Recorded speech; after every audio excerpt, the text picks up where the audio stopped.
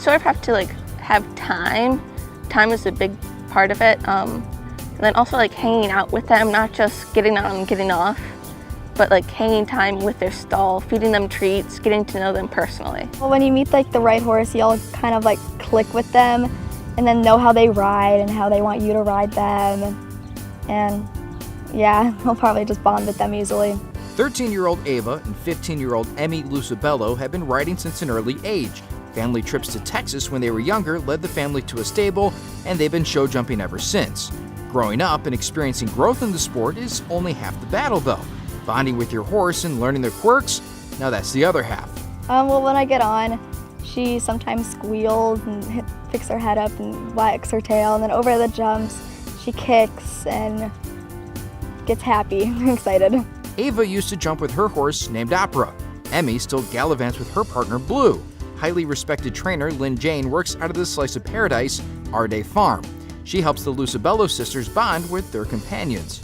You want to be a part of their motion, and you actually do a lot of exercises early on when you're a beginner to just have that natural feel, to go with their timing, and it always is going to be more advantageous to the rider if they can get what they want to get accomplished within that horse's flow or movement.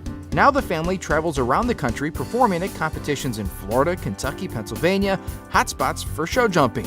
However, Ava and Emmy compete in different disciplines. Ava in jumpers, Emmy in equitation. As for what that means, For hunter, it's judged on the horse, like the horse's flowing elegance.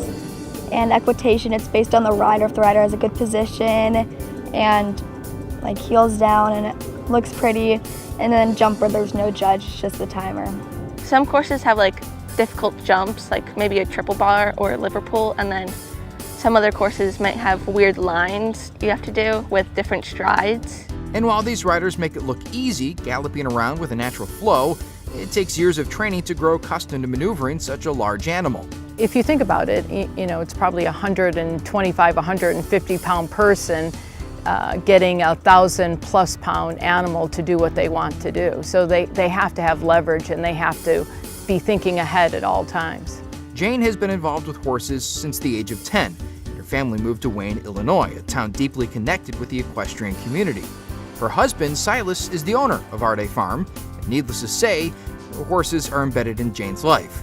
I have a strong background in the flat work, which is basic dressage, and then I have a strong emphasis on hunter seat equitation, which teaches the rider the best position to have leverage. You're always learning something. There's no like limit of what you can learn. Every horse is different and you can learn from that horse. And all of that learning could pay off down the line. As Emmy sees it, the future could take her in 3 directions, all of which involve her on horseback. You could become a professional, which is like a trainer, like a pro rider. There's also like NCAA college equestrian. And there's also like just doing it for fun when you grow up. Her preference is to jump collegiately in the NCAA, but that will take time. But that's just fine.